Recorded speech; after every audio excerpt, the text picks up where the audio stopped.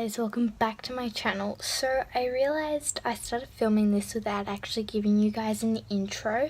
What a great YouTuber I am. So basically I am on a YouTube break technically, but I thought I might show you how I'm studying this week, considering the fact that I have 5 exams next week, so I have to study pretty hard. So the first clip you're going to see is what I just did, which was I memorized the rest of my electricity outcome, and also you didn't see me studying the whole electricity outcome just because it was boring, just me moving my hands around like this at this pace, but you saw some of that. And now I just also finished my medical science outcome because there was only one in it, because this is the outcome we've just started, which means that they don't put the whole thing in the test, they only put what we're supposed to be learning before the test, which is what I've just done.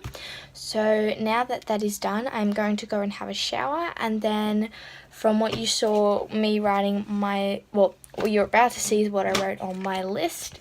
So once I get out of the shower, I'm going to move on to my history notes, and then I also have to do my maths notes, my Japanese assignment, and then I also have to ring up about my work shirt because it was sent to the wrong place. What a life. And then I've just realised I have just a few pimples on my chin, so we got to fix that up. I hope you'll enjoy this study with me, and without further ado, let's get on to it.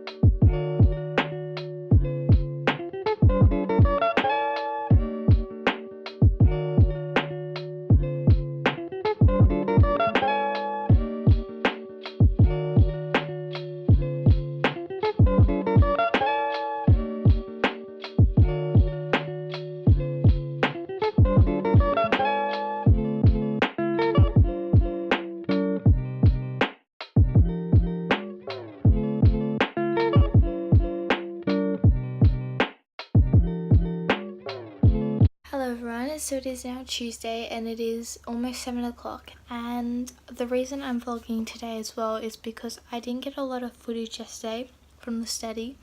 So basically today what I haven't filmed is what I did yesterday, so I didn't want to basically repeat what I'm filming. So I finished memorizing a whole outcome, so I have one more outcome for science to go and then I'm complete memorizing, so that's so good.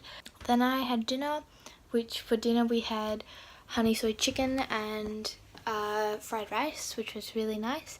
Then I had a shower and I put my pimple cream on because my pimples, especially under my chin, are really bad, so I did that, and that normally happens too when I'm stressed, so I fixed that up. Then I went on to do my Japanese assignment. I believe I have something else to do. I've just checked with one of my friends. I don't know exactly what we're doing. I'm a bit confused. And then I just have to do the big bibliography, and then that is done for Friday. Right now I'm going to do more of my history study notes, which I will film because I didn't do history study notes yesterday. And I would like to do some maths revision, and I'm probably actually going to do that before my history because my maths test is before my history test, so there's more of my priority. So I'm going to do one of the revision papers he gave us and see how we do with that.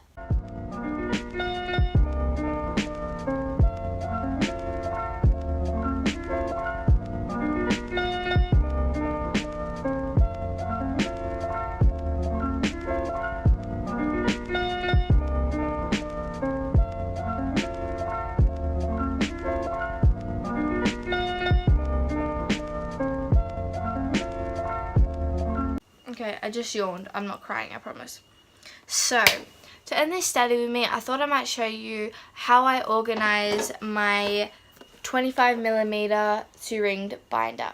The way I do this is I have little tabs on the side here like this, naming each subject, and then on top here I have again little flags to flag the start of new chapters or outcomes in each subject. Starting with commerce, I basically have a glossary and then the notes for that chapter. So this is chapter 1 notes, and it has, chapter 1 glossary, and this has all the glossary, or not all the words, but most of the words from chapter 1 in here.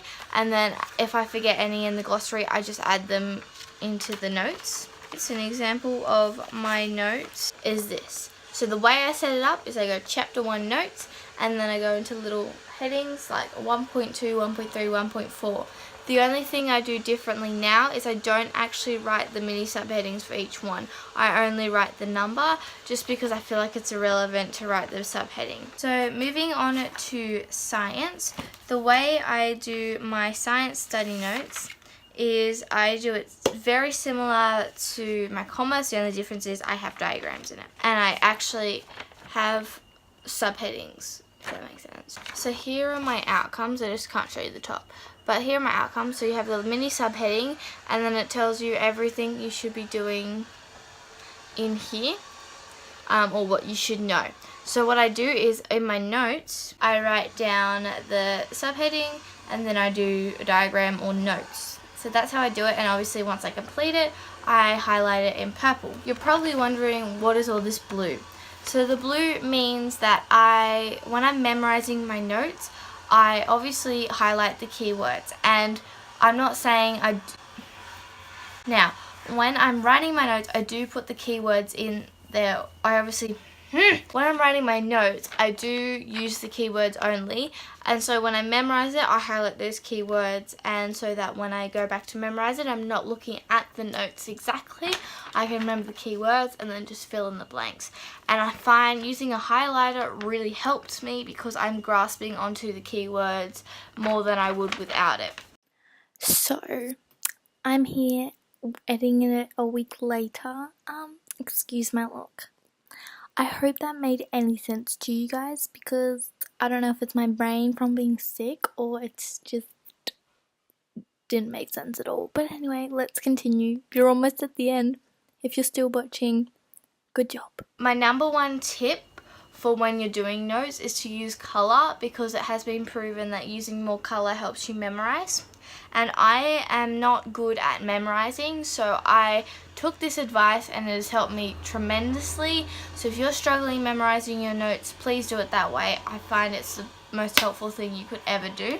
I hope you'll enjoy this video, plus the little organisation study folder. If you did, please give a big thumbs up, subscribe if you're new, and I'll see you all in my next video very, very soon. Bye guys. She sees him walking in a straight line.